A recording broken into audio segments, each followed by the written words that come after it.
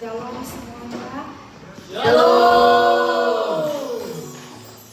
Sebelum kita mulai ibadah ini, kami mau membacakan pengumuman yang ada di host. Oke. Pengumuman yang pertama, banyak sekali kejadian yang akan terjadi dalam minggu ini, di mana komsel akan segera dimulai. Di antaranya multicultural komsel yang dipimpin oleh Pastor Fani, dan hari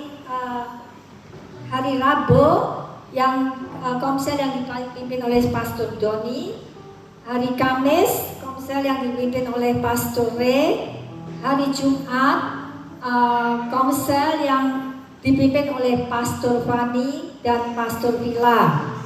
Sedangkan ada lagi komsel untuk teenager yang dipimpin oleh Puspa. Bagi semua yang tertarik untuk menghadiri komsel-komsel ini, supaya menghubungi pemimpin-pemimpinnya, supaya tahu dengan pasti waktu dan tempatnya. Juga ada doa syafaat yang akan dimulai, dipimpin oleh Pastor Nur melalui Zoom. Yang akan diadakan setiap hari Rabu jam 7.30 malam. Di samping itu, kita di gereja ini semua dari gereja Jire, Host, dan gereja Penuai, Narwastu, dan satu lagi Hope, kita mau mengadakan retreat bersama yang akan diadakan pada tanggal 29 Maret sampai 1 April. Kami mohon supaya kita semua jemaat-jemaatnya ini menyiapkan hati untuk supaya bisa mengikuti retreat ini, dan juga terutama menyiapkan keuangan, karena kita butuh biaya untuk menyelenggarakan retreat ini, dan kami jamin pasti kita semua akan mendapatkan berkat dari Tuhan. Amin. Dan juga akan diadakan acara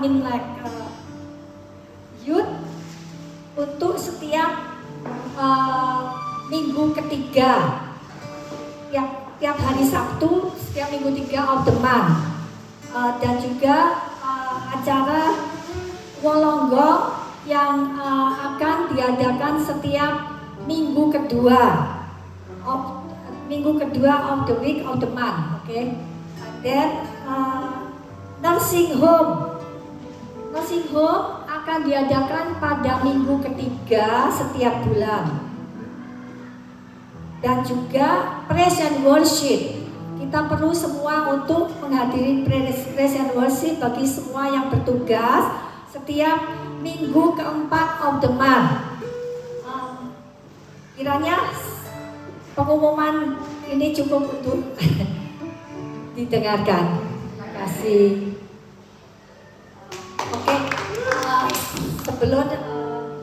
Mari kita berdoa sebelum kita untuk mulai ibadah pada sore hari ini.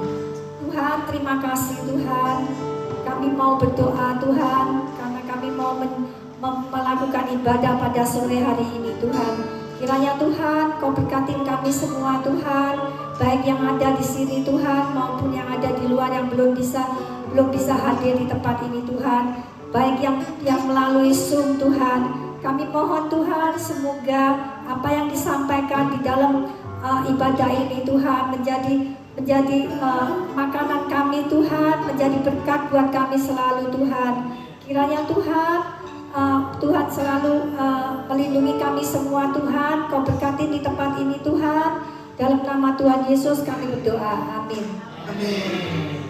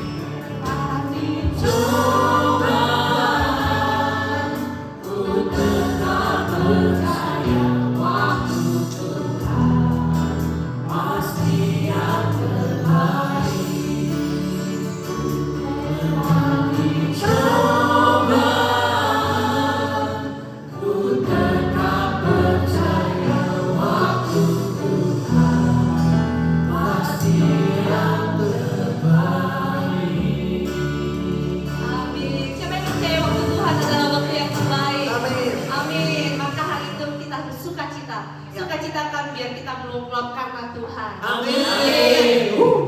Mari kita nyanyikan sukacita karena Tuhan. Amin.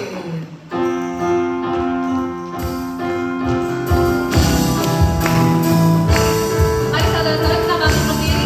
Kita kasih sukacita kita bagi Tuhan. Karena Tuhan itulah kekuatanku.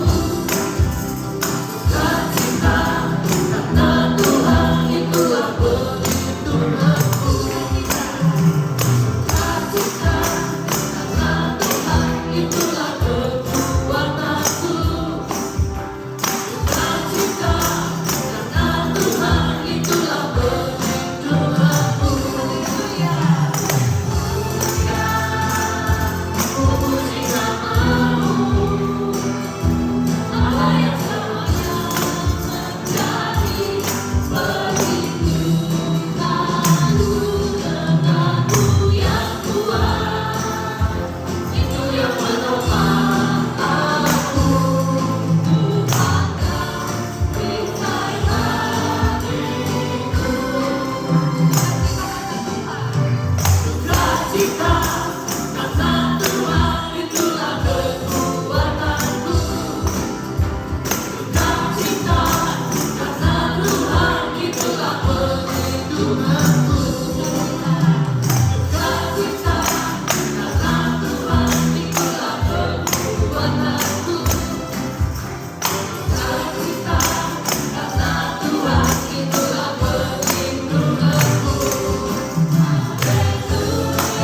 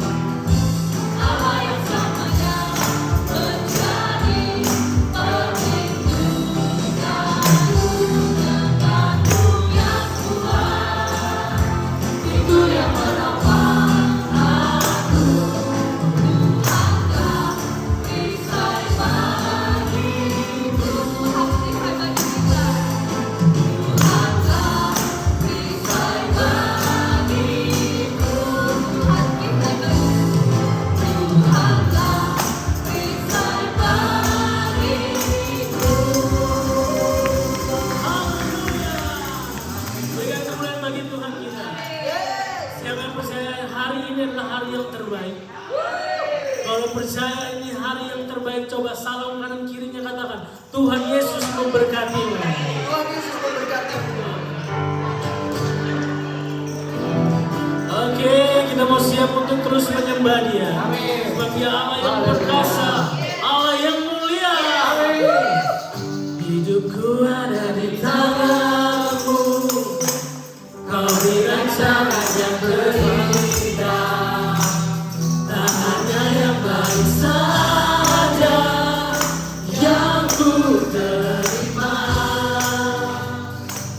Walau tubuhku diremukkan, walau jiwaku tergoyahkan, pujianku takkan terhentikan, Rohmu yang memberi penghiburan. Sama-sama katakan, akan ku ikut salibku. Amin. Kami bertahan, Kaulah kuat.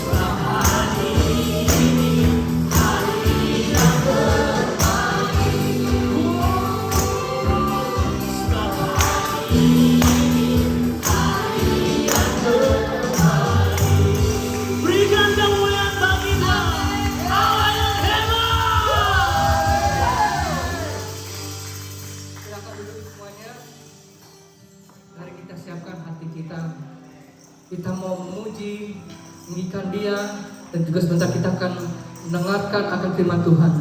Kita siapkan hati kita, kita renungkan seminggu ini mana Tuhan telah baik buat kehidupan kita masing-masing. Menuntun kita semua untuk bisa datang beribadah pada saat ini. Biarlah kita terus mendekatkan diri kita, lebih dekat lagi kepada Tuhan, lebih dalam mengenal Dia dengan waktunya yang terbaik yang Dia berikan buat kehidupan kita masing-masing.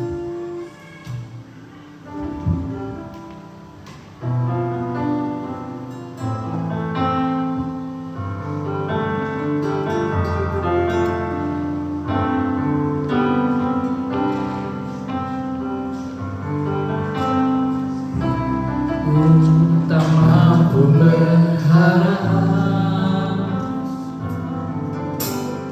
kekhawatiran mengimpit jiwaku, kekuatan datang darimu, memampukanku kembali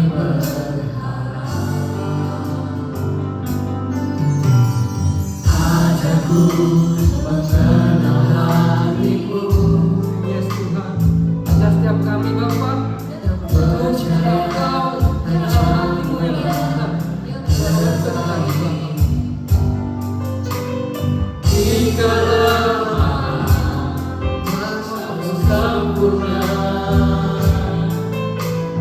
Kau Allah yang akan tinggalkan.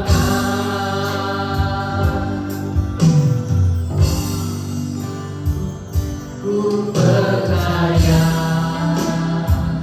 Engkau bekerja buat kebaikanku, walau belum ku melihat, namun kuasa-Mu sempurna.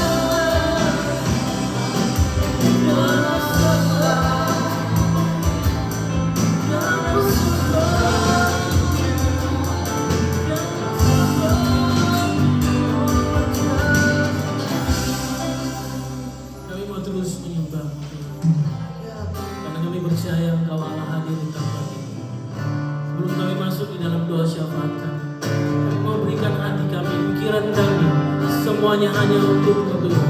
Terima kasih Tuhan Yesus untuk hal yang terindah yang Kau berikan dalam hidup kami. Kami mau berikan waktu kami sedikit saja untuk terus menyembah-Mu Tuhan. Tuhan, kami percaya Engkau hadir di tempat ini Tuhan. Engkau yang meliputi kami, Engkau yang melingkupi hidup kami, Engkau yang menaungi kami Tuhan. Terima kasih Tuhan. Mari kita sembah Dia. Sejenak kita tanggalkan masalah kita. Sejenak kita hilangkan beban-beban yang ada dalam hati kita, pikiran kita. Yang kita mau hanya menyembah Dia, sujud kepadanya, Allah yang berkuasa. Kami sujud, kami muliakan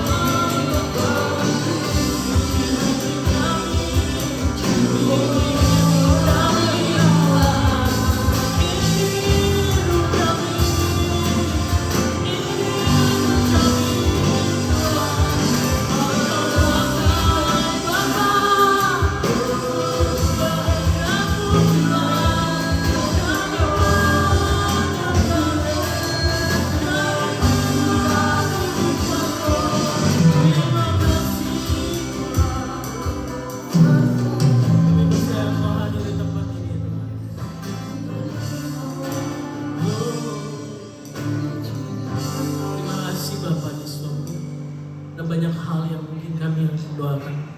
Kami percaya Tuhan Yesus, terlebih dahulu Engkau baharui hati kami, Engkau baharui pikiran kami, Engkau baharui kami secara pribadi, sehingga kami semuanya di tempat ini bukan saja menyembah-Mu, bukan saja memuji-Mu, tapi merasakan kehadiran-Mu di tempat ini Tuhan. Kami lupakan semua masalah kami lupakan semua pergumulan kami. Mungkin ada ketakutan, kebimbangan, keraguan, tapi kami percaya Engkau Allah yang setia, melebihi dari apapun yang kami takutkan, melebihi dari apapun yang kami khawatirkan, melebihi dari apapun yang membuat kami bimbang, karena Engkau setia, selalu berada bersama dengan kami Tuhan. Terima kasih Tuhan Yesus, terima kasih Bapa di sorga. Berdoa buat setiap kebaktian Hosea ini Tuhan, Engkau berkati Bapa di sorga. Kami melangkah sedikit demi sedikit, kami melangkah menuju menjadi yang terbaik di hadapan-Mu Tuhan. Dalam setiap kekurangan kami, dalam setiap apapun yang kami lakukan, kami bawa hati kami yang tulus kepada-Mu Tuhan. Kami bawa hati kami dengan penuh kerendahan hati untuk-Mu Tuhan. Engkau yang memberkati kami semua Tuhan Yesus. Pada siang hari ini Tuhan, kami mau berdoa Tuhan Yesus untuk setiap pokok doa kami, yang terutama kami berdoa Bapa untuk visi dan misi Gereja House Tuhan. Engkau berkati Koyuan sebagai gembala tempat ini, Engkau memberkati dia, berikan dia kekuatan, otoritas Allah, hikmat Allah turun atasnya, sehingga apapun yang dia pikirkan, apapun yang ia lakukan seturut dengan kehendak-Mu Tuhan. Ia berjalan sesuai dengan apa yang Tuhan inginkan berikan. Engkau berdoa untuk visi misi mereka di tahun ini.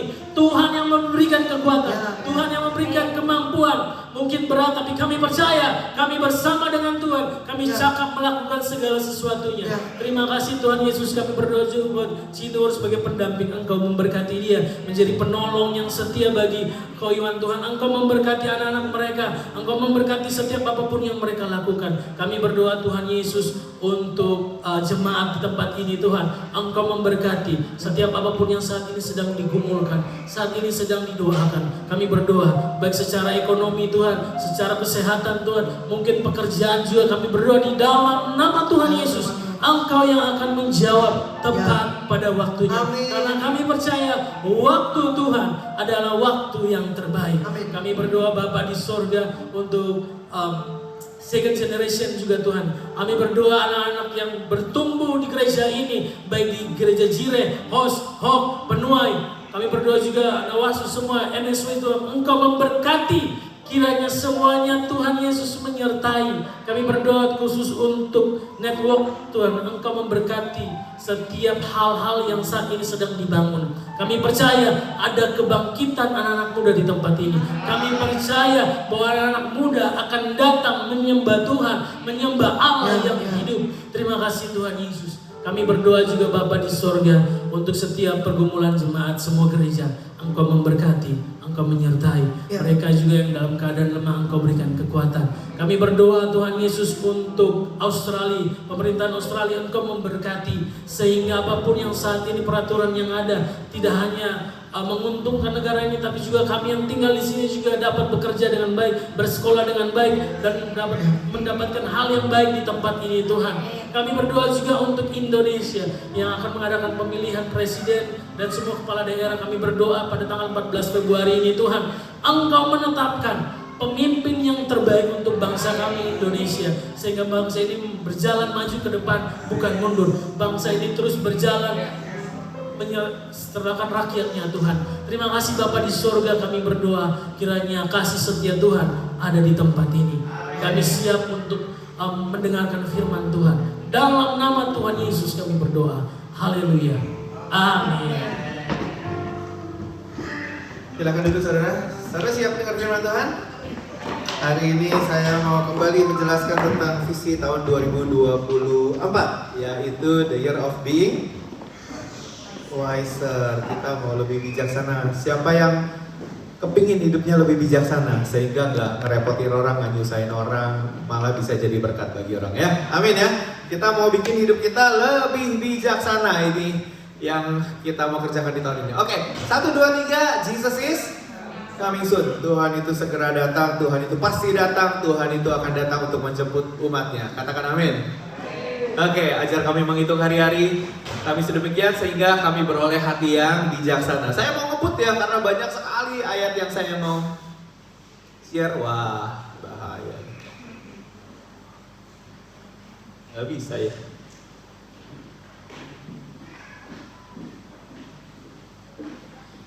Bisa? Oh ya, bijaksana harus menggunakan akal pikiran, akal budi. Setiap kali kita mau ngapa-ngapain harus akal budi, akal pikiran main. Time, waktu diperhatikan, uang diperhatikan. Saya berharap kita semua bisa bijaksana di dalam dua hal itu. 5 gadis bijaksana, 5 gadis bodoh, ini kita sudah cover semuanya. Kalau telat itu bayar ya, telat bangun, telat makan bayar, pakai sakit mah dan lain sebagainya. Ini gereja yang luar biasa, bagus banget. Terus ya, jangan biasakan minta dari orang, jangan biasakan untuk hal yang rutin yang kita mau itu kita dapat dari orang lain harus mengerjakan hal yang rutin yang ada dalam kehidupan kita. Apalagi kalau itu rutin, bulanan, mingguan, monthly gitu, jangan sampai orang lain yang nutupin karena harusnya kita yang beresin itu. Ya, jadi being wise artinya kita bisa tahu kapan untuk nyiapinnya, kapan untuk beresinnya. Terus kalau kita partnering, kita mesti tahu bagian kita mana beresin yang kita harus beresin ya. Jangan jadi malas, karena malas itu akan merugikan yang satunya lagi. Drains up our teamwork ya. Terus. Satu, schedule yang rutin itu harus please wise. Hari ini saya agak telat. 12 menit menurut saya, 12 menit karena saya nggak bawa makanan. Saya buru-buru langsung ke Indo Grosir, apa sih namanya itu? Indo Grosir, beli kerupuk, sampai di sana lagi ngantri, komputernya shutdown. Nggak bisa udah telat, makin telat gitu, tapi ya telat, tapi kerupuknya nyampe. Ya sudah, mau bagaimana? Biasanya rutin masih agak-agak telat, tapi ini tambah nggak rutin. Untuk yang rutin, please, produktif, non produktif, mulai ngukur. Harusnya sih kita ukur terus menerus kita produktif atau kita tidak produktif. Mana yang tidak produktif harus di cut ya. Lanjut ya, stop nonton kalau nggak produktif, nonton kalau produktif. Ya saya masih nonton chords saya buat saya produktif, saya jadi ketambahan banyak chords yang buat saya oke, gitu. Orang yang mendengar melakukan bijaksana, orang yang mendengar tapi tidak melakukan bodoh. Jadi either dua, kita jadi bijaksana atau kita jadi bodoh. Masalahnya bukan di mendengar pasti akan jadi iman tapi kalau tidak dikerjakan akan sia-sia, kebuang lagi ya. Lanjut ya. Terus, jadi misi keduanya ukur produktif sama non produktifnya. 3, time is money, jangan jadi hamba uang. Ini saya mau cover banyak banget. Kenapa? Karena tidak boleh kita jadi hamba yang terus-terusan. Kita pikir kita kan lagi cari duit, tapi sebenarnya kita adalah hamba uang. Nah itu bahaya. Tuhan itu selalu gemes sama orang Farisi. Orang Farisi ganas sama Tuhan Yesus. Karena ya memang itu gak bisa dua-duanya. Kita tidak bisa mencintai diri kita sendiri. Manusia tidak bisa menjadi hamba uang, karena hamba uang tuh semua hal-hal yang ini yang parah banget ini akan terjadi. Yang merah-merah ini adalah semua yang buruk. Kita sudah cover itu berminggu-minggu. Akar dari segala kejahatan adalah cinta akan uang. Nggak boleh jadi hamba uang, tapi kita mau cari uang ya. Money talks, God talks juga. Kalau ada dua yang berbicara di hidup kita, pilih yang Tuhan katakan, karena Tuhan itu baik buat kehidupan kita. Saya berharap untuk urusan ini saudara sudah do your research, perpuluhan masih perlu atau enggak, perpuluhan itu perjanjian lama saja kah, atau perpuluhan itu untuk orang bangsa Israel saja. Saya berharap saudara ngecek. Jadi waktu pas saudara memberikan itu sudah dengan pengertian, saudara nggak memberikan itu juga dengan pengertian.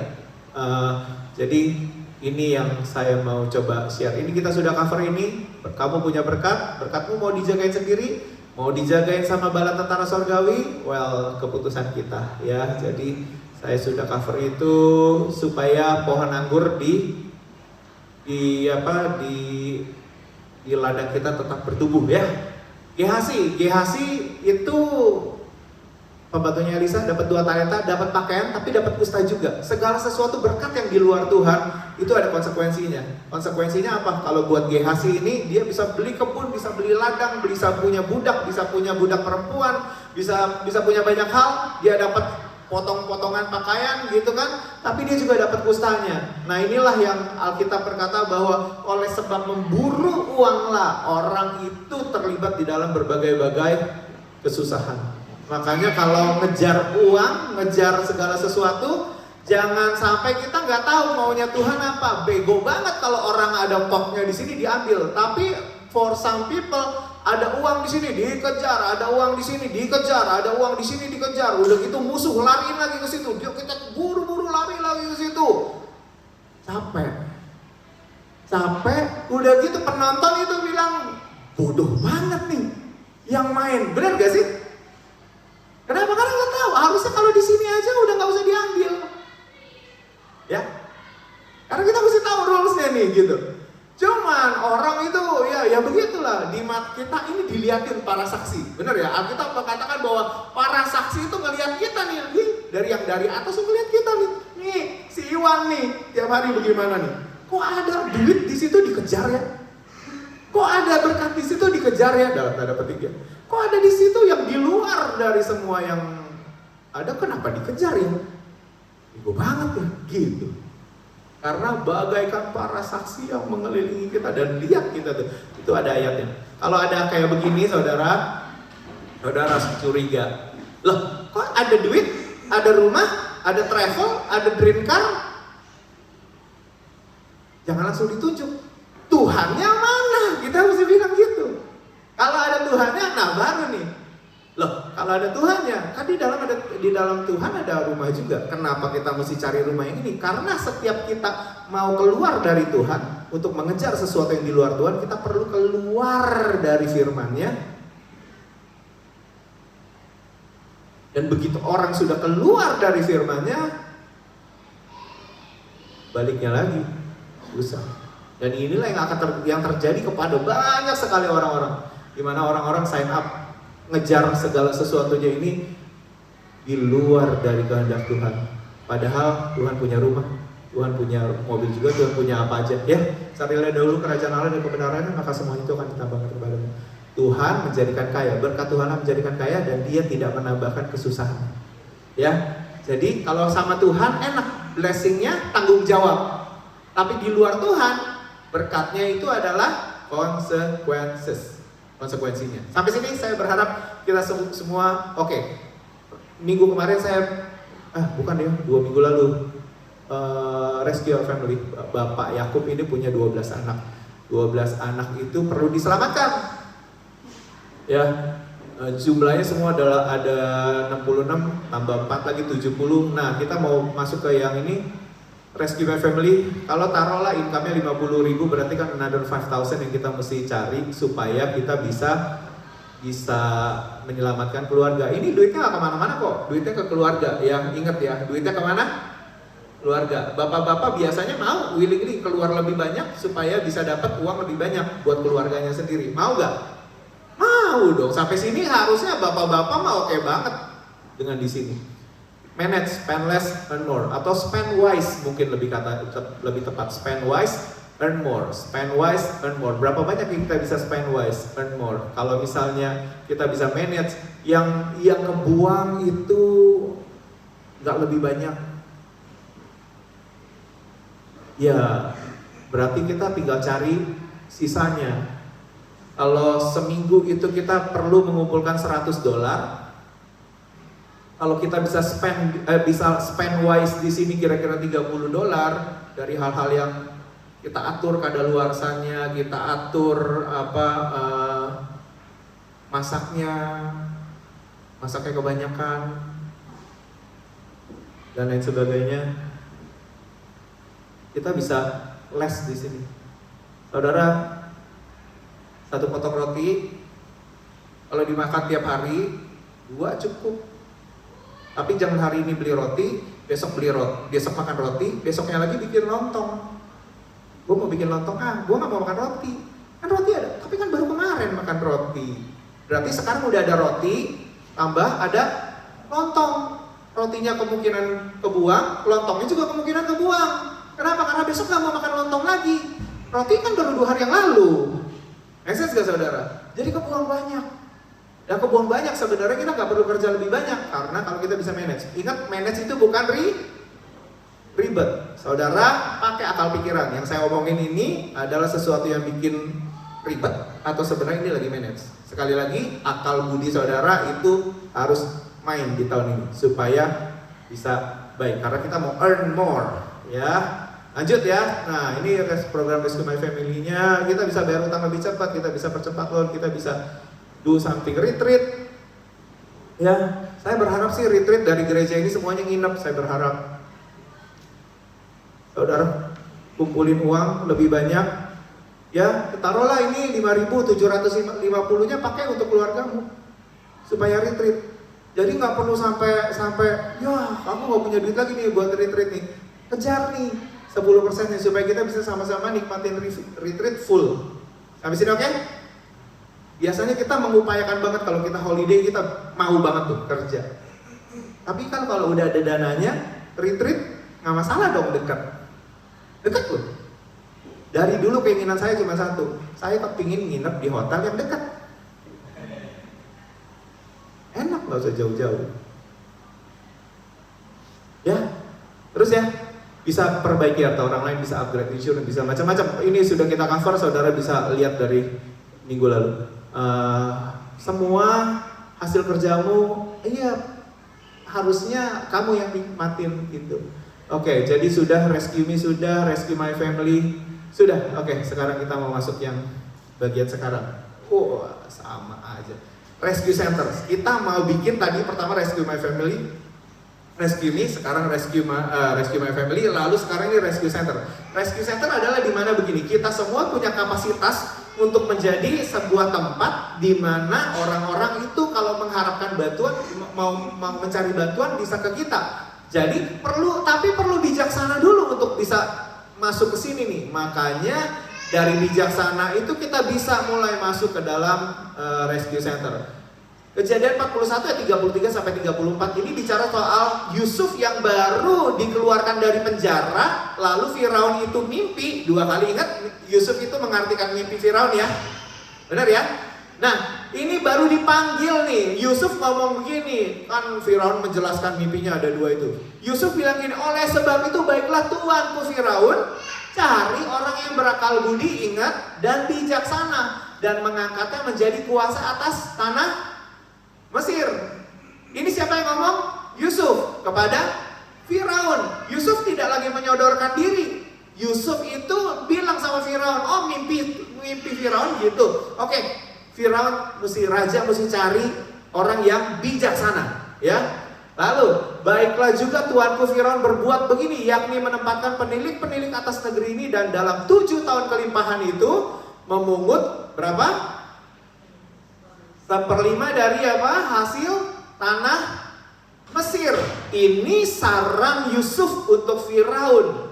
Karena ada 7 tahun masa kelimpahan, yang artinya berkatnya itu banyak banget. Pungut 1/5. 1/5 berarti itu 20%.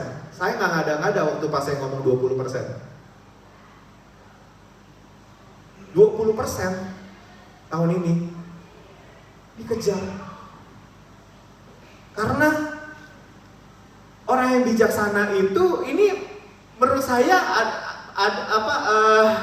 akan jadi tahun yang dimana kita bisa menyaksikan kedahsyatan Tuhan. Menurut saya sih 1/5 itu 20%. Benar gak sih matematik?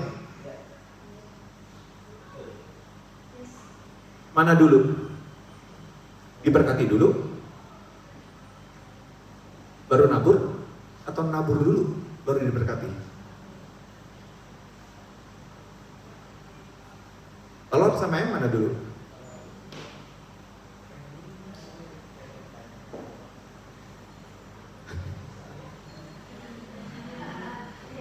Oh ya, siapa yang setuju dengan yang pertama? Diberikan kelimpahan dulu, baru memberkati. Siapa yang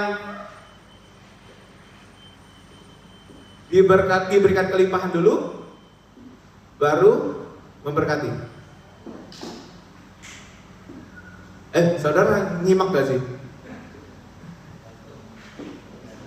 Yusuf itu bisa jadi rescue center, bangsa-bangsa datang beli gandum kepada Mesir. Itu karena dia punya 7 tahun masa kelimpahan, benar gak? Berarti dia berlimpah dulu, dipungut 1/5, yaitu dipungut 20%-nya, lalu 20%-nya dikumpulin. Pertama-tama dihitung saudara sama Yusuf. Aku ngitung ya, sampai mereka gak kuat ngitung. Kenapa? Karena kelimpahannya begitu luar biasa. Nggak usah ngitung dah, pokoknya simpen karena masa kelimpahan. Nah, buat Yusuf diberikan kelimpahan dulu, tahun kelimpahan masuk, lalu disimpan, dikelola sampai nanti dibutuhkan.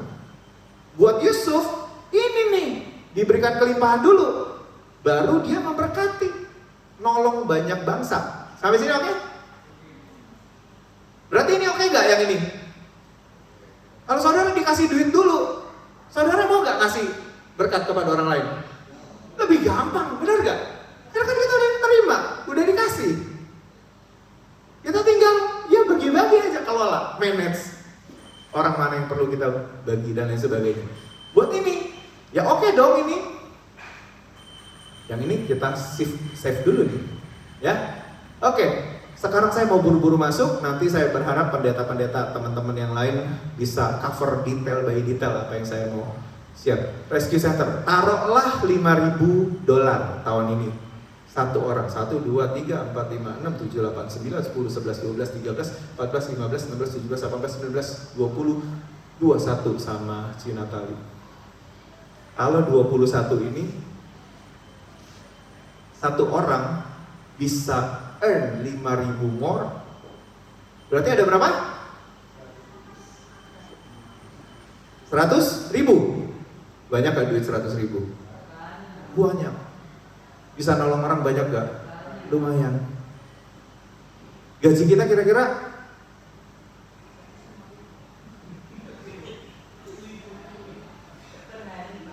kira-kira berapa? Satu tahun 50.000 ada? Hah? Satu tahun nggak nyampe 50.000.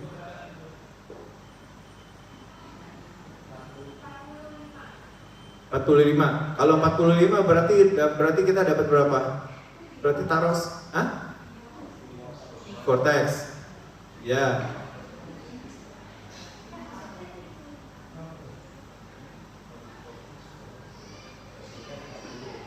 Jadi nggak dapat nih ya, hitungan kita nggak dapat nih, nggak masuk nih. Waktu pas rapat saya confidence bilang saya butuh 100.000. Kita rapat meeting, pastoral meeting. Saya nyebut angka. Kos perlu 100.000. Kalau ada yang punya 100.000 tolong kasih. Ada. Karena saya memang serius ngomong ini. Oke, taruhlah ini kan rata-rata biar hitungannya gampang. Nanti nggak tahu ujungnya kita dapat berapa, ya. Orang kita mesti nolongnya itu terarah nih. Jadi nggak semua orang datang minta duit sama kita tolong. Ada orang kita tolong, enggak, nolongnya terarah. Nolong orang miskin di antara orang kudus. Roma 15 ayat 27 sampai 25 sampai 27 bilang begini.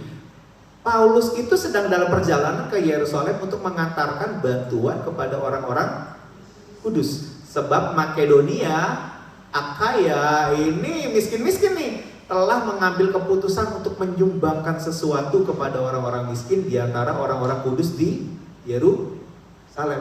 Paulus ini nganterin bantuan yang dititipkan oleh jemaat Makedonia sama Akhaya, jemaat di Akhaya, ya. Jadi itu salah satu target kita nih. Kalau kita lihat bahwa ada orang miskin di antara orang kudus, ada satu kelompok yang ini memang mengerjakan apa yang Tuhan mau, tapi miskin juga gitu. Nah, itu salah satu target kita. Kita kumpulin uang, diberikan tahun kelimpahan sama Tuhan, diberikan kesanggupan untuk ngumpulin lebih, sehingga uangnya itu bisa kita alokasikan untuk orang-orang tersebut. Sampai sini oke? Ya? Terusin aja dulu ya. Lalu yang target yang kedua adalah ini nih.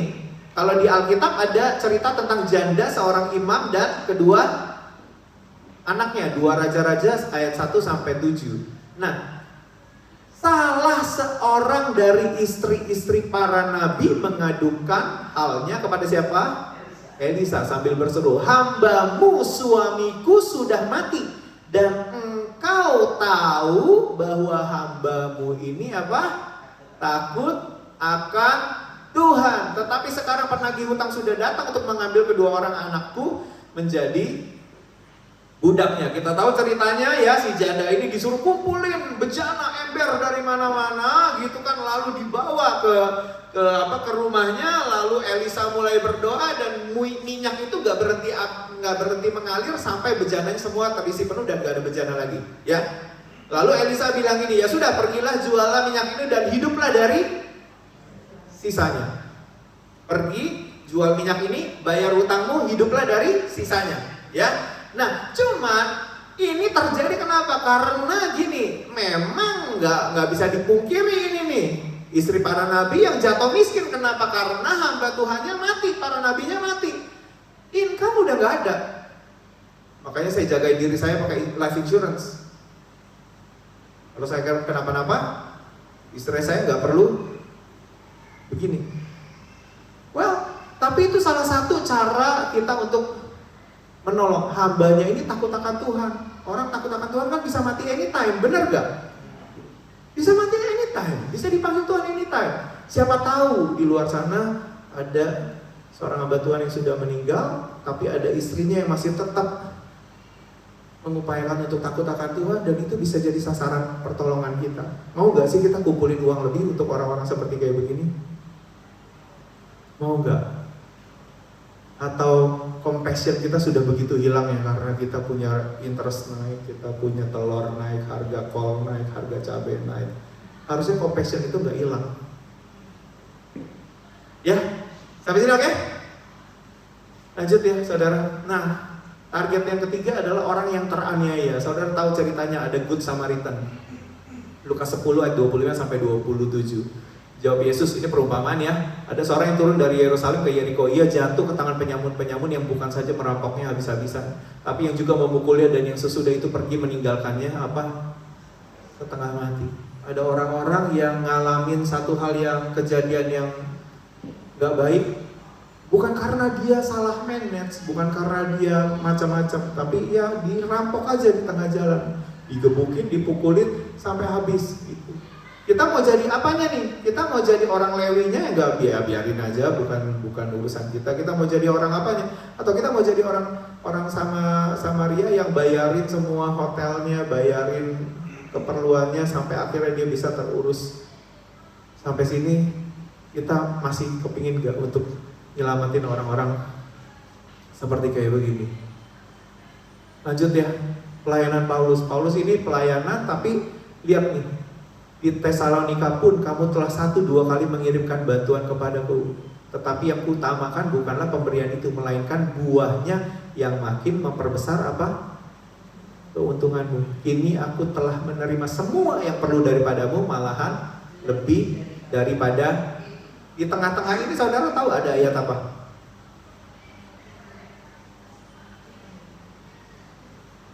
Kalau saudara bergereja di Jireh ini kelewatan kalau gak tahu ayat ini. Di tengah-tengah ini loh.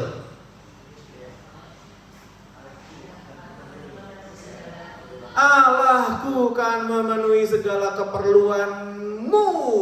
Allahku kan memenuhi segala keperluanmu menurut kekayaan dan kemuliaannya. Ini yang ngomong Paulus kepada jemaat di Filipi. Dia ngomong gini kenapa? Karena dia tahu orang Filipi itu bagaimana. Orang Filipi itu bantu pelayanan, punya hati buat pelayanan, punya hati buat mission, punya hati buat pelayanan Paulus.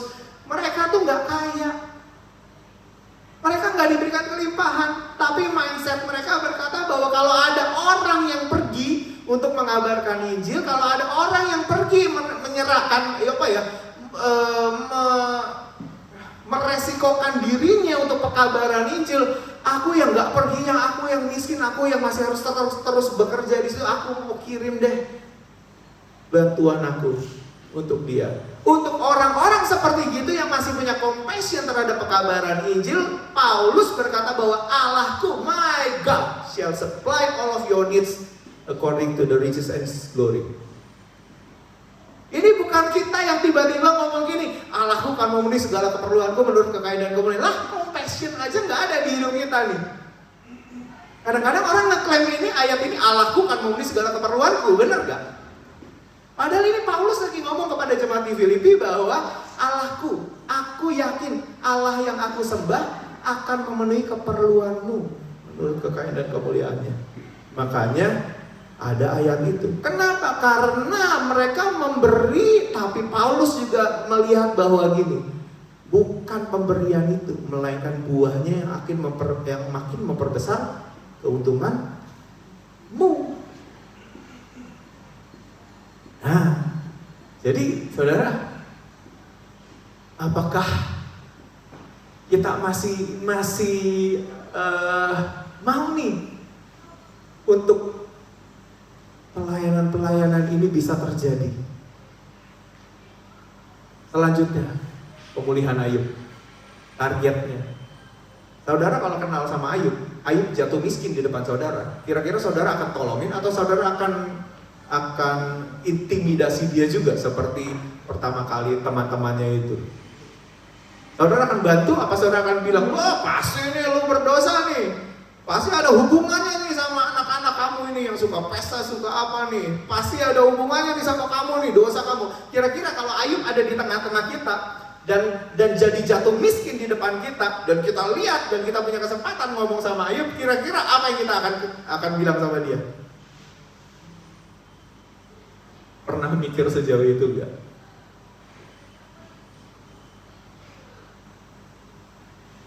Belum pernah punya cerita orang bangkrut di depan saudara belum ya?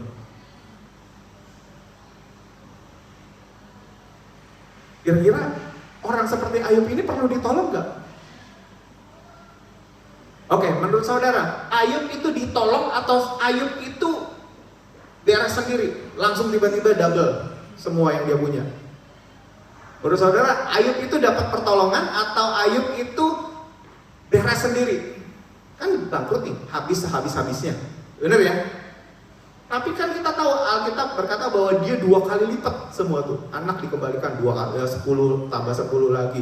Kambing, pokoknya persis 2 kali lipat semua. Menurut saudara, Ayub itu pure Tuhan yang bantu atau ada orang-orang di sekitar dia yang do something buat hidupnya dia?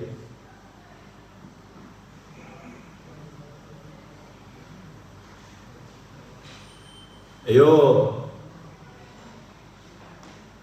kira-kira gimana?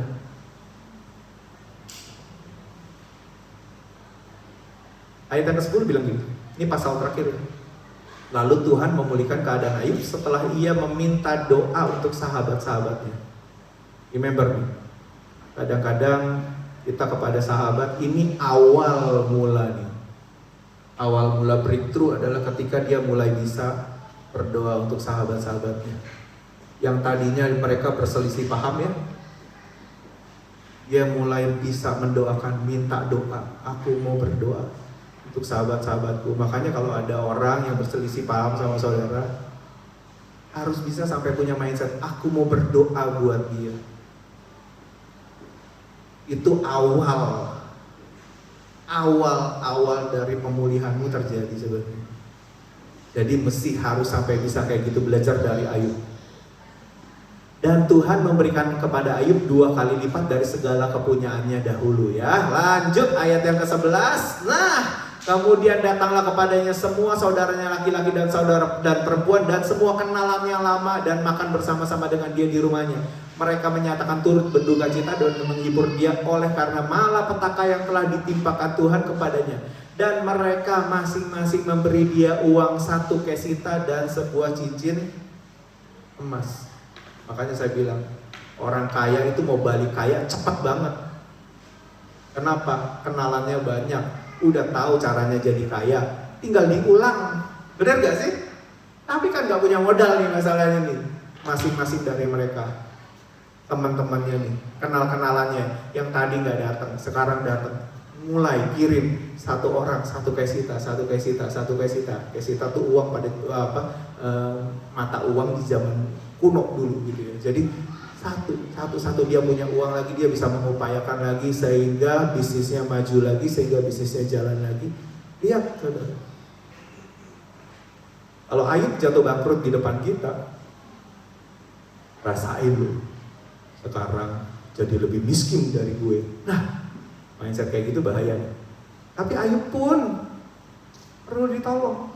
Ya, lanjut ya.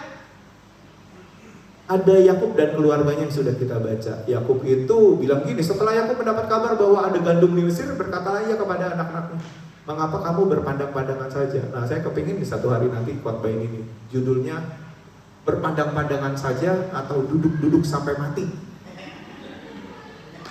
Ada orang yang udah tahu ketimpa masalah, udah tahu banyak masalah, nggak mau do something. Duduk aja berpandang-pandangan gitu kan, cuma pelongo gitu kan. Ada satu lagi itu orang kusta, sekelompok orang kusta kelaparan, either cuma 2, mati atau makan tai merpati. Ada ayatnya. Dan ini true story. Orang baca itu di zaman Elisa juga.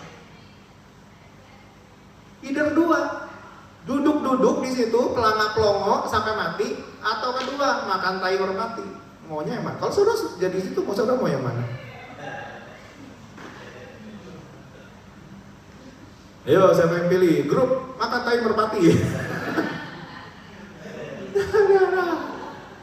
Ini kebiasaan duduk pelangak-pelongo sampai apa? Ada satu ayat yang terkenal di situ. Apakah kita mau duduk di sini saja sampai mati gitu? Makanya Hati-hati, duduk diam di kaki Tuhan tuh bagus ya. Maria mengambil bagian yang terbaik untuk duduk di bawah kaki Tuhan. Waktu pas Tuhan lagi ngomong gitu. Cuman waktu pas kita lagi kerja, harusnya kita kerja, jangan duduk-duduk aja. Waktu produktif, kerja. Harusnya kan begitu ya. Benar nggak? Jangan, wow, duduk-duduk aja. Nah ini nih, satu hari nanti berharap. Tapi itu akan jadi pedes kayaknya. Jadi kayaknya nggak bakalan. Oke, setelah aku dengar bahwa ada gandum di Mesir, pergilah ke sana dan belilah gandum di sana untuk kita supaya kita tetap hidup dan jangan mati. Orang sekaya Yakub pun ya perlu ada source of rescue-nya, sarana untuk ditolongnya gitu. Jadi kebetulan aja Yusuf yang ada di Mesir itu punya banyak gandum. Jadi semua itu dicatat di Alkitab untuk kita pelajari bahwa ternyata ada orang-orang yang bisa ditolong nih. Dan kita, well, saya bilang, kok ya Tuhan minta kita buat nolong orang ya. Lah sedangkan kita ini siapa? Siapa yang sudah kesusahan buat nolong dirinya sendiri? Buat bayar bill ini dan itu udah mulai kesusahan. Well, saya angkat tangan nih. Bisa save sehari 100, seminggu $100 aja itu udah puji Tuhan. Saya nih, angkat tangan. Siapa yang saudara kayak saya, angkat tangan. Lebih susah. Lebih perlu ditolong. Pak, kalau rescue centernya udah buka, saya mau daftar. Kalau duitnya udah kumpul Pak, 100.000 Pak, aku yang kumpul gitu. Saya jujur angkat tangan. Orang Indonesia terhibut hidup apa dari bulan ke bulan, gitu ya. Gitu. Well, sekarang saya ini begitu, yang saya kumpulin habis di bulan selanjutnya. Kenapa? Hanya karena harga telur naik, harga yang teman-temannya semua juga naik, gitu. Tapi saya bersyukur saya nggak ngutang, artinya gini. Yang deadline yang harus terbayar, saya bayar gitu. Jadi menurut saya definisi utang itu bukan utang rumah 400.000, utang mobil masih ada 30.000, enggak. Menurut saya apa yang saya sign up, yang waktunya jatuh tempo dibayar pada saat itu, saya bayar waktu itu artinya tidak ngutang. Itu artinya ya terbayar pada waktunya. Sampai sini oke ya? Karena tidak ada orang yang tidak ngutang. Kalau enggak, kamu bayar listrik tuh, hari ini bayar listrik, besok bayar listrik loh. Besoknya lagi bayar listrik loh. Karena listrik itu kan kita pakai dulu 3 bulan, benar ya? Kita pakai dulu 1 bulan. Sampai sini oke ya? Jadi ini semua sudah tercatat di Alkitab. Dan sudah ada orang lain yang menolong ini. Ini jemaat di Makedonia, jemaat di Akaya yang nolong. Ini pemulihan Ayub, well ada teman-temannya yang nolong. Ini ada Yusuf yang nolong. Ini ya ada perumpamaan sih, tapi ada orang Samaria yang baik hati, ada petugas hotel yang mengurus merawat, ini ada Elisa yang menolong, ini ada Paulus yang menolong. Saudara, misi 38 provinsi ini siapa yang menolong? Sudah punya 1. Dibutuhkan 2 juta kira-kira per bulan. 2 juta bener ya? 2 juta berarti kan 200.000 per bulan. Ini siapa yang nolong? Bisa jadi nama kita, bisa jadi nama orang lain. Benar kan? Kalau tadi itu jelas, yang nolong siapa? Jelas gitu. Karena sudah dicatat di Alkitab. Kita mau ngesup ke situ nggak bisa. Aku mau nolong yang itu tuh, nggak bisa. Lah, udah kejadian, sudah ditulis di Alkitab. Tapi yang ini, masih belum.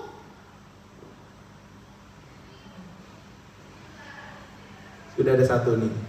Kalau program Bapak perlu kira-kira 38 tahun untuk menyelesaikan itu. Karena 1 tahun mau ngerjain 1. 38 tahun. Udah kayak home loan ya Pak ya. 38 tahun baru selesai ya. Udah kayak home loan. Kita semua jadi kakek-kakek, jadi apa gitu. Itu bisa dipikirin. Tapi sekali lagi, saudara yang mesti ngecek. Ini dari Tuhan atau enggak? Ini sebagian saya apa enggak? Saudara pakai akal budi saudara sama kedekatanmu dengan Tuhan untuk ngecek ini bagian saya atau tidak. Benar? Pakai semua akal budi kita supaya berjalan dengan bagus. Nah, tahun lalu kita ada misi orang kusta nih. beberapa orang ambil bagian. Well, kita bersyukur banget ada orang kusta yang masih mau tetap jadi pendeta. Sudah kusta, tinggal di rumah kusta, masih mau melayani jiwa-jiwa.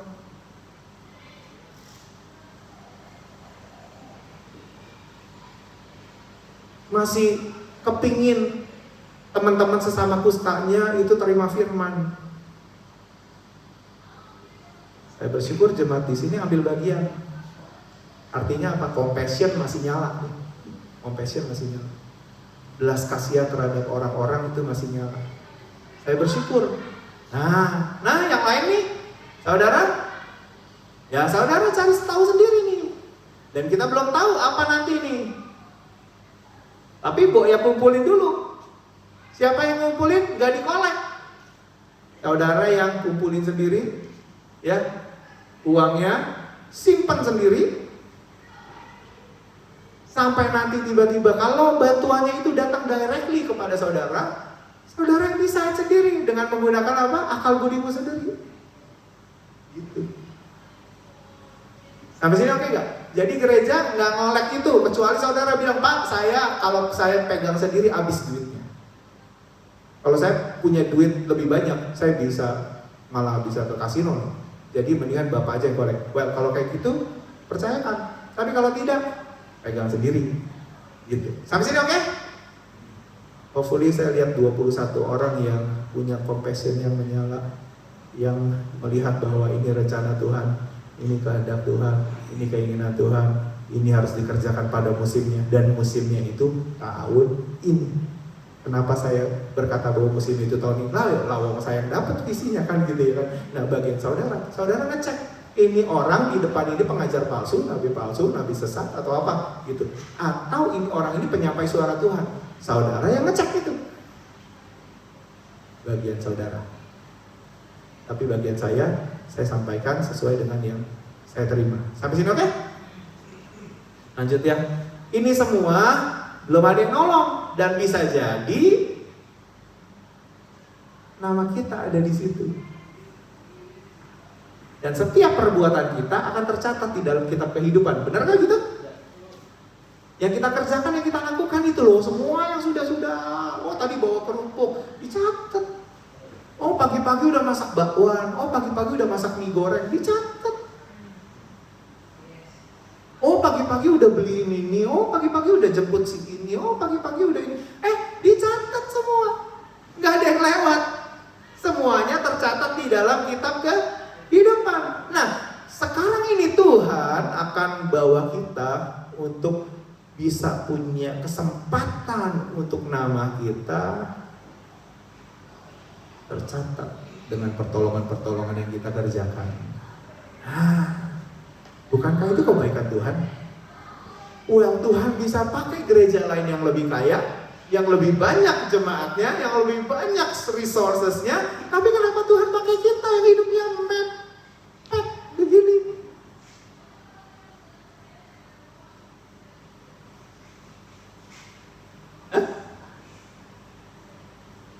Kenapa Tuhan pakai kita ya? Bukankah itu satu hal yang wah, Tuhan ini kenapa ya Tuhan? Kenapa? Menurut saya di tempat ini yang kaya itu ada Om Yong satu kaya.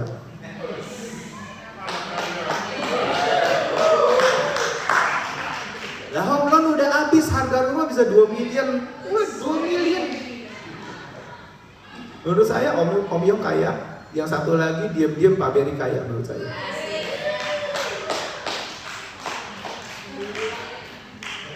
Dia diam-diam ya, harga rumah naik terus, sudah naik 3 kali lipat dari yang dia beli ya. Utangnya cuma segini, harga rumahnya udah segini. Menurut saya dia termasuk salah satu yang kaya. Yang ketiga Ciweli kaya.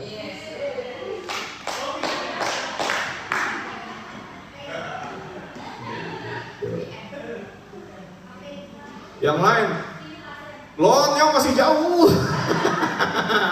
Yang lain loannya masih jauh, baru mulai nyicil dari bawah gitu kan. Menurut saya mungkin baru punya garasi, dari garasinya doang tuh mungkin gitu.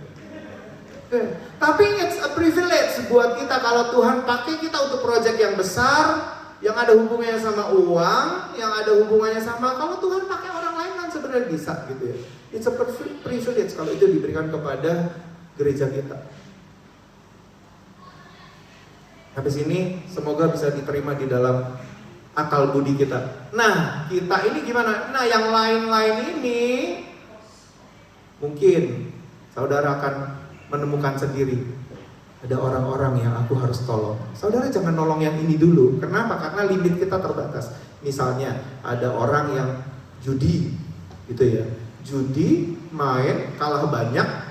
Terus udah gitu apanya semua mau disita, rumahnya mau disita, apa semua mau disita gitu kan. Lalu datang kepada saudara, lah mumpung ada host, ada project kayak begini, aku malah bantu dia. Menurut saya jangan.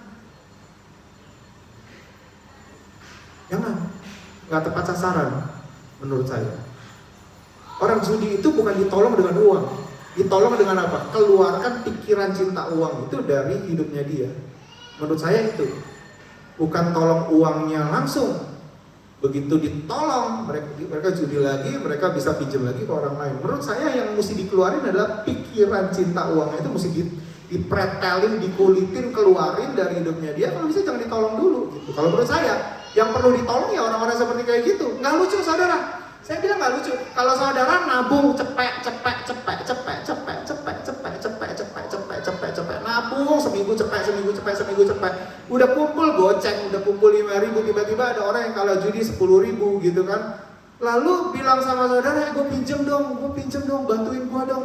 Gue udah nggak punya duit buat dimakan. Saudara yang kumpulin cepet itu saudara bilang, ini kesempatan gue buat bantu lu. Menurut saya jangan dulu deh. Kenapa? Kalau dia menang dia shiatsu, dia pergi holiday, dia pergi kemana, dia pergi nge-cruise, dia pergi kemana. Benar gak? Dia kalau menang dia main cewek, dia apa gitu. Kalau dia kalah, gitu.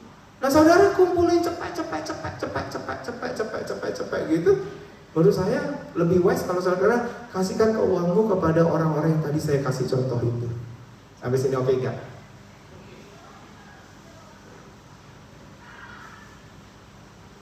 Ya. Jadi kita mau nih nama kita nih hopefully lah nama kita ada di situlah bantuan-bantuan. Oke, terus ya. Saya punya waktu beberapa menit lagi. Dalam segala sesuatu telah kuberikan contoh kepadamu, yaitu bahwa dengan bekerja demikian kita harus membantu orang-orang yang lemah dan harus mengingat perkataan Tuhan Yesus, sebab Ia sendiri telah mengatakan apa? Adalah lebih berbahagia memberi daripada menerima. Saudara lihat muka-muka yang tadi gak? Yang baris di depan sini. Ada gak yang kasih angpau itu? Berapa banyak lagi tuh orang? 20 orang gitu. Ada gak? Gak ada saudara. Semua ngasih happy banget. Anak-anak happy gak? Happy. Tapi kita yang bisa ngasih itu lebih happy mana sih saudara? Saudara mau di sini apa saudara mau di situ?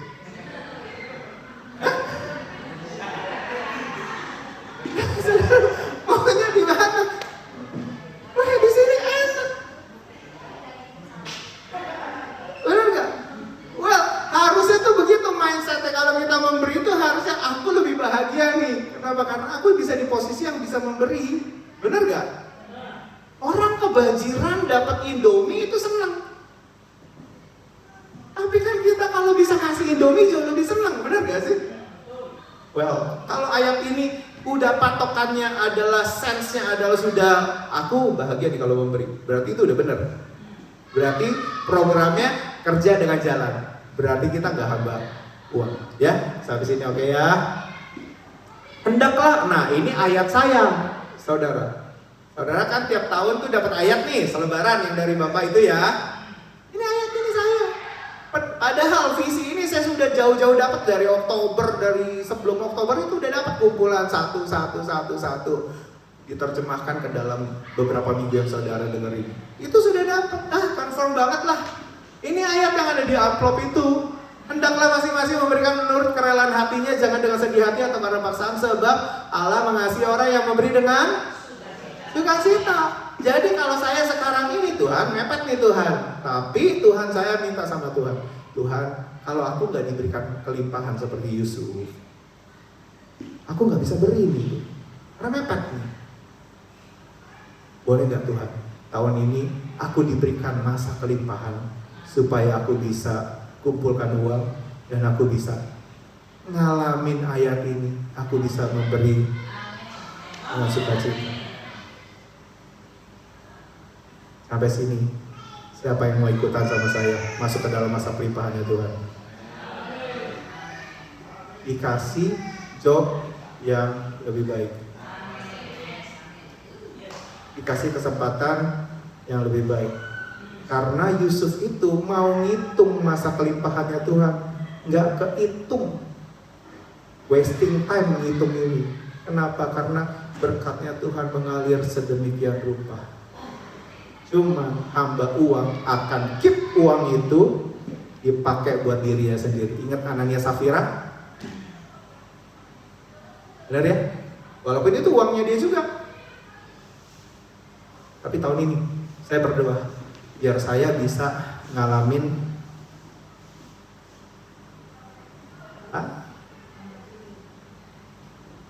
jadi buat saya either ini dulu, whatever.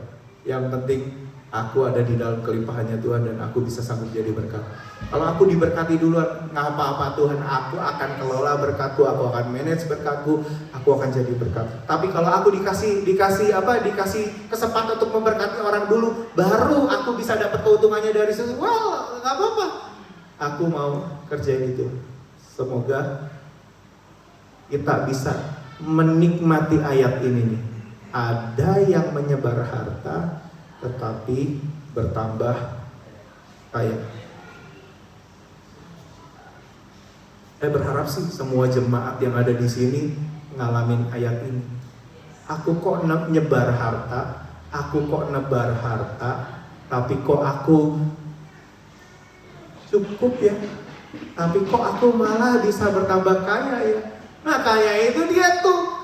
Paulus bilang kepada jemaat di Filipi, Allahku kan memenuhi segala keperluanmu. Kenapa? Karena aku sudah tahu hatimu tuh concern banget sama hal-hal yang rohani.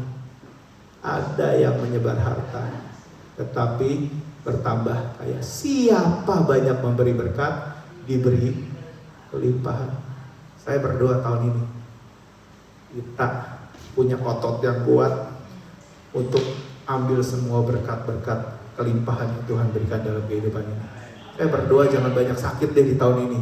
Artinya apa? Kita bisa kerja dengan maksimal, jangan banyak sakit. Tuhan kasih kita kesehatan luar biasa sehingga berkat di luar sana yang harus kita ambil benar-benar kita bagikan untuk orang-orang yang ada di luar sana yang membutuhkan. Target operasi kita jelas, nolong orang-orang yang memang membutuhkan. Sampai sini oke, saudara? Saudara mau kerja dengan pengertian seperti ini, saya berharap kita semua udah gak mikirin, 20% kan banyak ya, 20% yang banyak ya. Iya 20% kalau dengan kekuatan sendiri, kalau 20% dengan kelimpahan yang Tuhan berikan, maybe kita bisa kerja dengan sedikit lebih banyak, tapi hasil yang didapat bisa dengan lebih banyak, benar gak?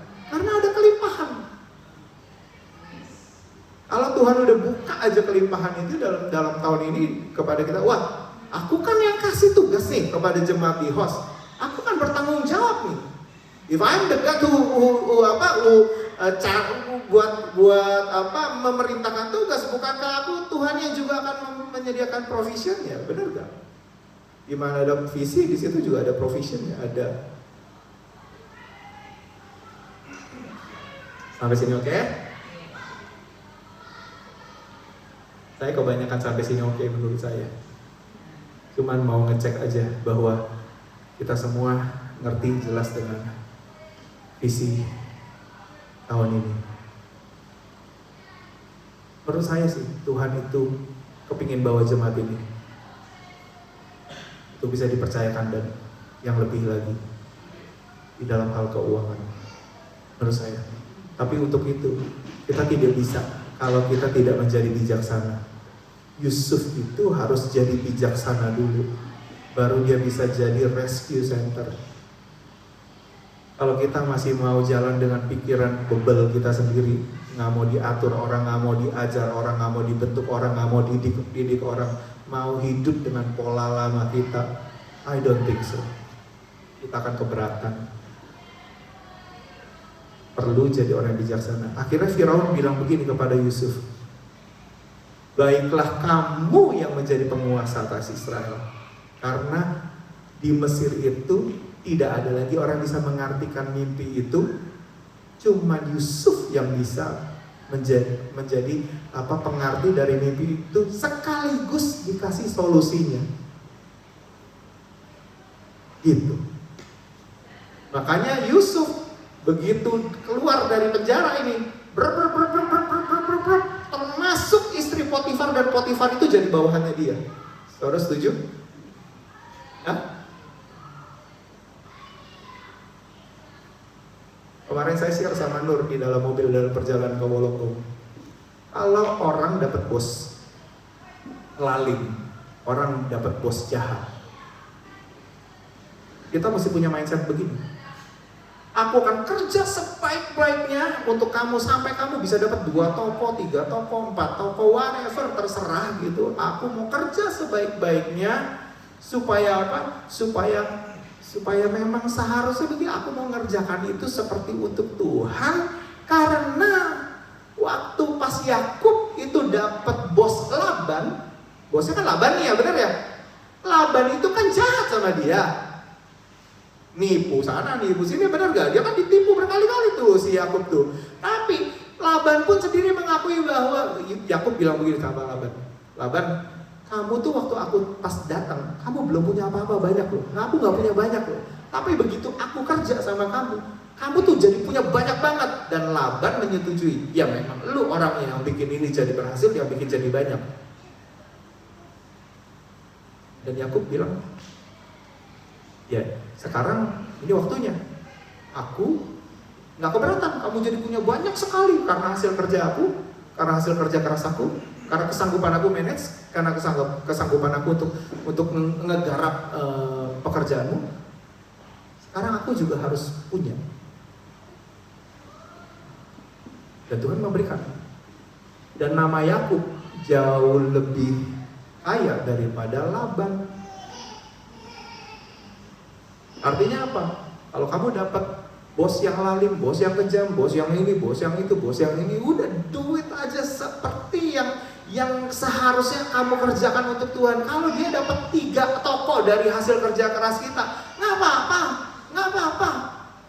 Karena Tuhan bisa bawa seseorang lebih lagi daripada apa yang telah diberikan. Sampai sini oke? Cuman itu perlu perenungan sangat dalam.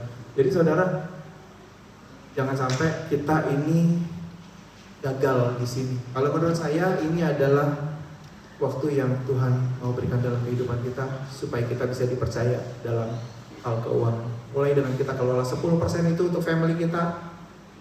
Ingat, jangan sampai ada kecemburuan antara family sama di luar sana. Jangan sampai anak-anak kita bilang gini, papi cuma sayangnya sama orang lain, papi sayangnya cuma sama jemaat, keluarga sendiri gak diurus. Kalau jemaat yang lain perlu, papi ada di situ. Kalau anak sendiri, papi gak ada.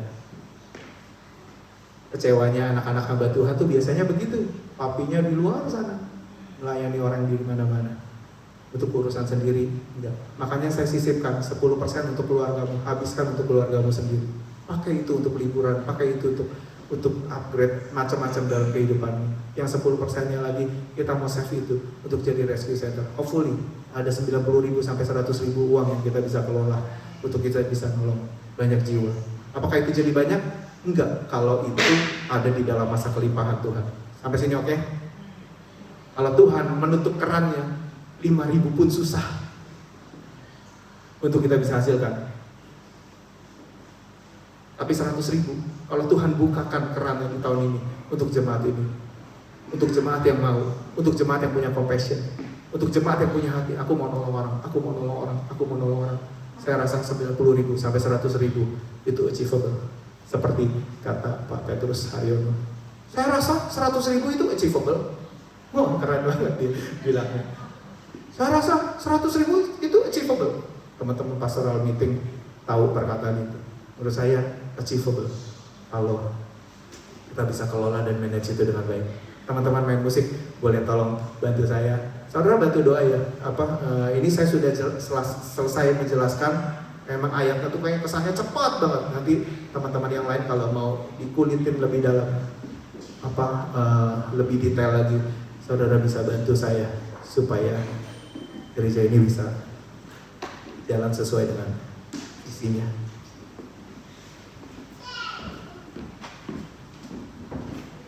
Waktumu yang terbaik. Kalau bisa tadi mainnya jangan di C, tadi di C ya.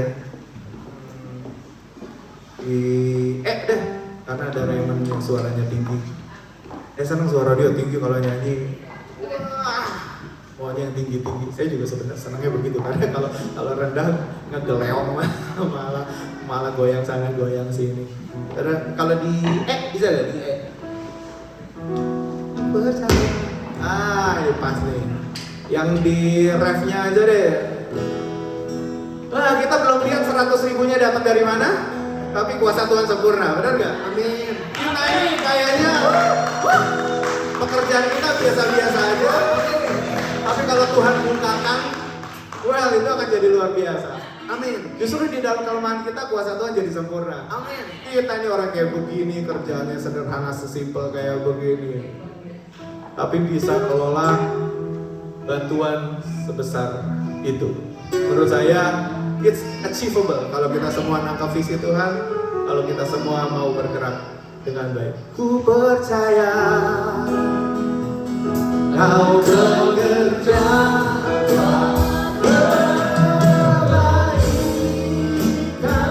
dari ini, walau belum melihat. Ayo kita pakai berdiri. Namun kuasa-Mu sempurna. Biar kuasa Tuhan terjadi dengan sempurna. Ku percaya pasti Tuhan bukakan jalanku di waktu yang terbaik, di waktu yang terbaik. Terus kehendak ku percaya, ku percaya Engkau bekerja buat kebaikanku. Walau belum ku melihat, namun kuasa-Mu sempurna.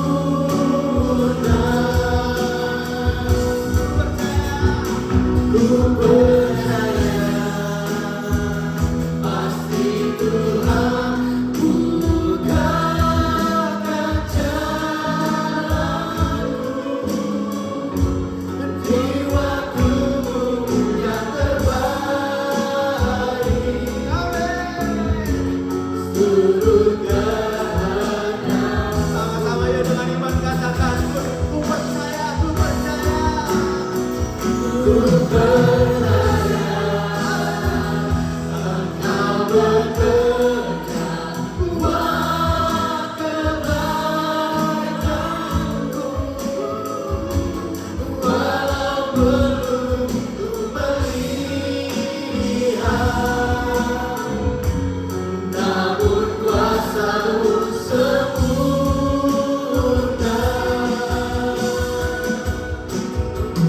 Ku percaya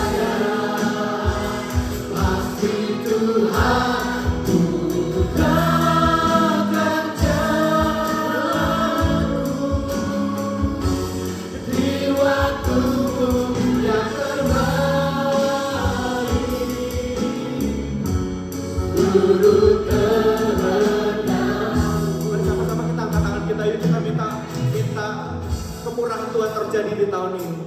Siapa yang merindukan, Tuhan aku nggak bisa Tuhan, tapi aku mau ikut Tuhan. Setelah 5 kali aku dengar Tuhan, visi tahun ini Tuhan, aku mau ikut Tuhan. Tapi aku tahu Tuhan, kekuatanku nggak sanggup, kepintaran aku nggak sanggup, pekerjaan aku nggak mumpuni Tuhan. Tuhan, tapi aku mau Tuhan ikut Tuhan. Tuhan, aku mau minta Tuhan di tahun ini Tuhan, aku mau melihat Tuhan. Aku mau mengecap, aku mau mengalami Tuhan. Ada orang yang menebar harta, ada orang yang menyebar harta, tapi dia bertambah kaya. Tuhan, kami bukan mau itu karena mau ngumpulin duit Tuhan. Aku mau itu karena aku mau ngalamin firman Tuhan. Aku mau ngalamin gimana waktu pas kita beri kita lebih bahagia. Tahun ini Tuhan menjadikan kita lebih bahagia dengan kita memberi lebih banyak.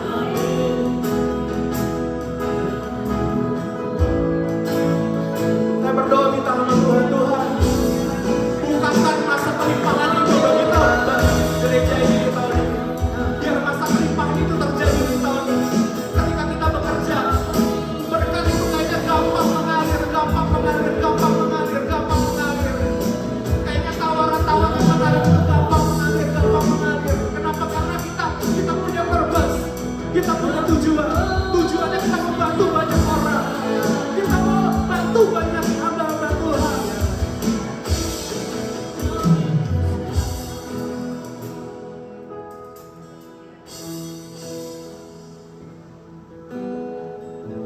Tuhan, hamba berdoa Tuhan, tidak ada seorang pun yang jobless di tengah-tengah kami saat ini Tuhan. Semua dapat pekerjaan, dan bahkan pekerjaan yang terbaik, yang bukan hanya bisa memenuhi kebutuhan dia sendiri Tuhan, tapi bisa memenuhi kebutuhan Tuhan, bisa menjadi partnership Tuhan di dalam pekerjaan yang ada. Diberkati dengan pekerjaan tahun ini. Dan aku berdoa Tuhan, Kau memberikan kesehatan buat kami semua Tuhan, supaya kami bisa bergerak, kami bisa bekerja, supaya kami bisa mengumpulkan berkat-berkat itu Tuhan. Kesehatan yang maksimal Tuhan, yang sakit disembuhkan. Karena kami punya purpose Tuhan, menjadi rescue center, menjadi penolong bagi orang-orang yang membutuhkan. Tuhan, aku berdoa Tuhan buat kesatuan hati Tuhan. Karena Alkitab juga berkata bahwa kalau tidak ada kesatuan hati, maka akan liar, akan terpencar-pencar, akan menjadi buruk. Seperti janggut, urapan Tuhan mengalir dari kepala sampai ke janggut, harus sampai ke jubahnya turun. Biar kita semua bisa menikmati itu. Kalau satu orang diberkati, semua diberkati. Yes. Kalau satu orang terima mujizat Tuhan, satu orang terima kelimpahan, semuanya diberkati. Kalau pastor kami diberikan kelimpahan, semua jemaat diberkati, diberikan kelimpahan.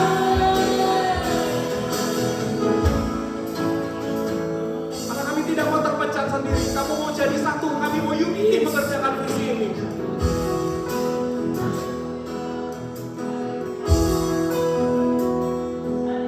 Ajar kami semua Tuhan, ajar kami semua bisa dipercaya menjadi pengelola-Mu yang ajaib.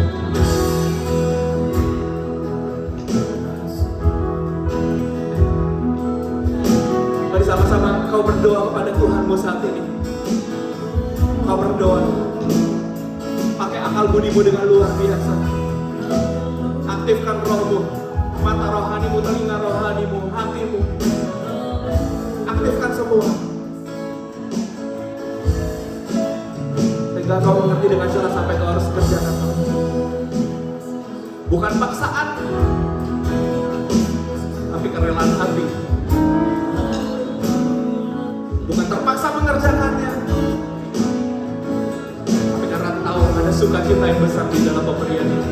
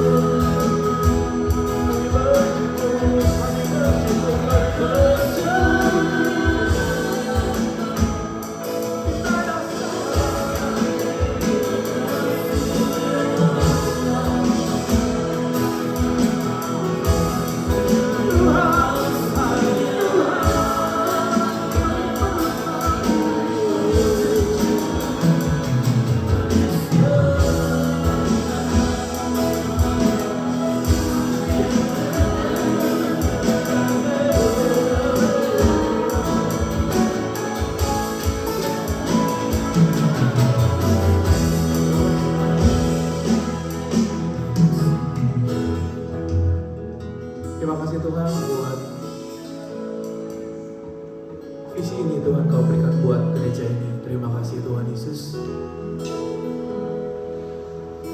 Kami mau belajar percaya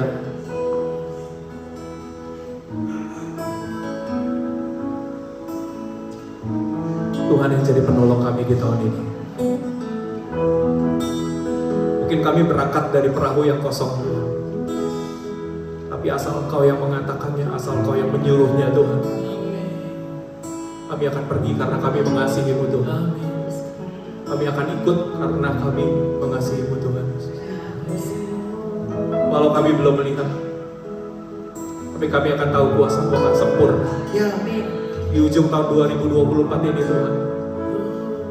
Karena ada banyak kesaksian di mana kami bisa bersaksi bahwa lewat orang yang sesederhana ini, kami bisa menjadi perpanjangan tangan Tuhan untuk menolong banyak orang. Puji nama-Mu Tuhan Yesus.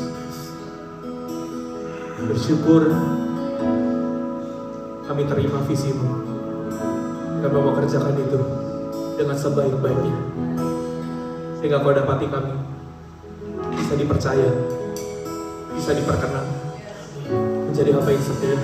Di dalam nama Tuhan Yesus Kristus, kita semua yang percaya boleh sama-sama katakan amin. Amin, amin, amin. Tuhan Yesus berkati sekali. Kita semua God bless.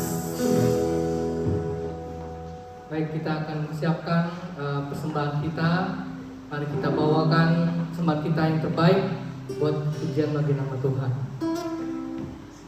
Baik, kita satu dalam doa. Bapa di surga, terima kasih Bapa, kami syukur untuk kebaikan-Mu sertai kami. Kau telah memberikan setiap kami firman yang hidup buat setiap kami Bapa. Biar Roh-Mu terus Bapa dalam hidup kami, memampukan kami untuk melakukan apa yang Engkau kehendaki buat hidup kami, yang terbaik yang dapat kami berikan sesuai rencana-Mu yang terhidup, yang terbaik untuk setiap kebaikan. Pujian bagi nama-Mu Bapa. Kami memberikan persembahan kami dengan sukacita Bapa. Biar Engkau terus berkati kami, pakai kami sebagai alat-Mu yang berkenan untuk kemuliaan dan pujian bagi nama-Mu. Dalam nama Tuhan Yesus kami berdoa syukur.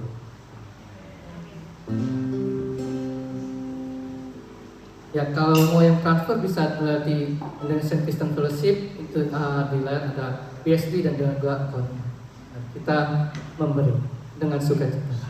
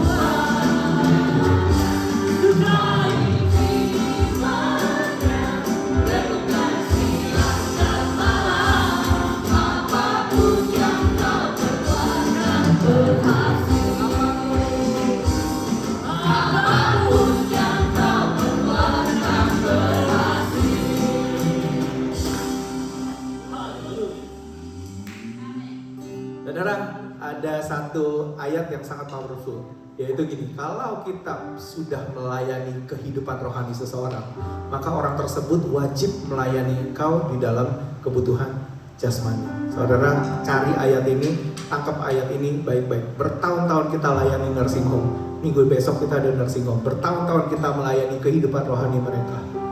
Sudah seharusnya mereka melayani kita di dalam kehidupan jasmani. Artinya kita melayani bangsa ini bertahun-tahun.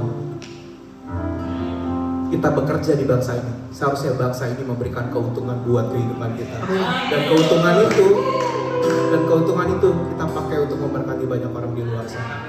Saudara klaim itu, Tuhan 7 tahun, 8 tahun Tuhan aku nursing home. Tuhan 9 tahun Tuhan aku melayani apa, Tuhan aku food bank tuh. Aku melayani food bank Tuhan seberapa.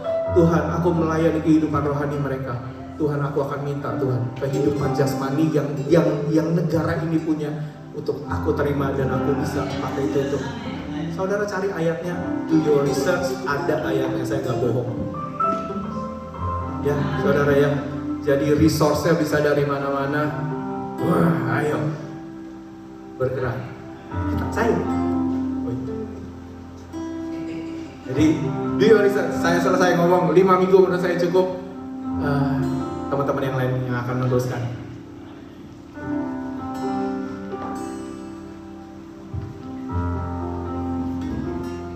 Ya, saudara, terima kasih untuk waktunya. Saya juga gak bakal lama-lama. Cuman saya mau kasih satu ayat satu aja. Jadi saudara nggak usah duduk, gak apa-apa. Jadi pastor kita ini, pastor Dewan luar biasa. Dia udah bagi visi. Jadi yang mengerti, siapa yang mengerti? Gak apa-apa. Kalau saudara belum mengerti sekarang gak apa-apa. Yang penting saudara imani.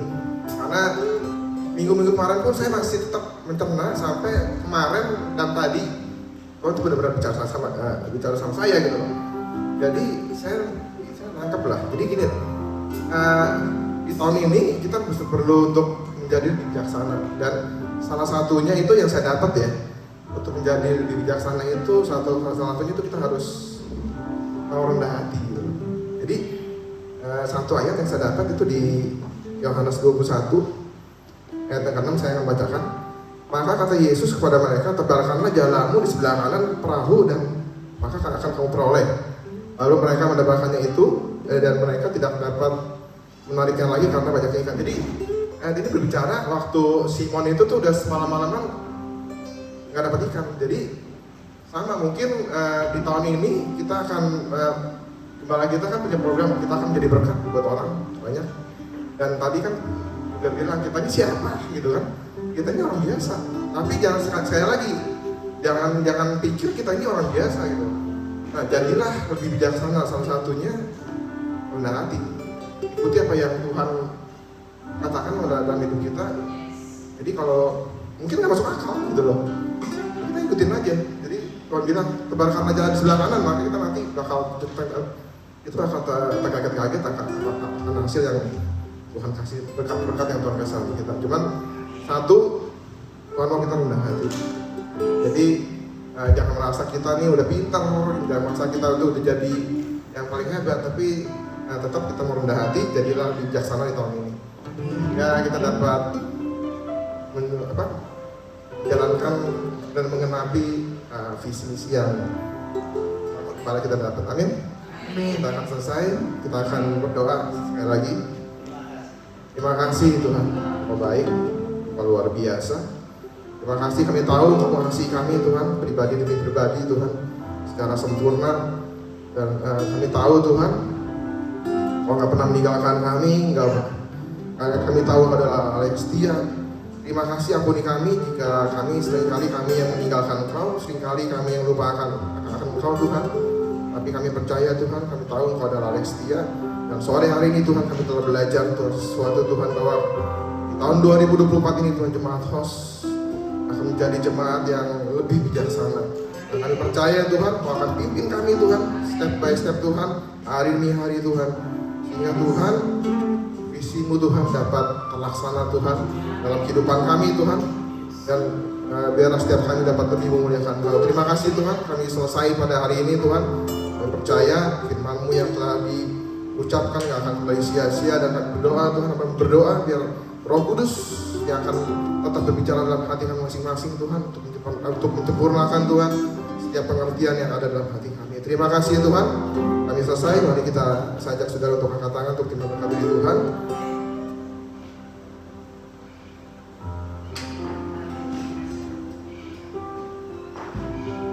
Mari kita berkat dari Tuhan, biarlah berkat kasih karunia dari Allah Bapa, damai sejahtera dari Tuhan Yesus Kristus, serta persekutuan dari Roh Kudus menyertai kita sekalian dari mulai saat ini sampai Maranatha Tuhan Yesus Kristus datang kembali yang kedua. Dalam nama Tuhan kami berdoa, haleluya, amin. Selamat hari Minggu, Tuhan Yesus memberkati.